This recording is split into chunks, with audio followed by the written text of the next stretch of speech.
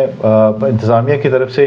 تو ویڈیو آپ نے یہ ضرور دیکھنی ہے اور اپنے جتنے دوست ہیں ان سب کو شیئر کرنی ہے۔ تو دوستو، اسلام آباد میں پارلیمنٹ ہاؤس کے باہر میڈیا سے گفتگو کرتے ہوئے ڈپٹی کمشنر اسلام آباد عرفان نواز میمن نے آج بڑی امپورٹنٹ چیزیں بتائی ہیں ایم ٹیک کے حوالے سے، جس میں انہوں نے یہ بتایا ہے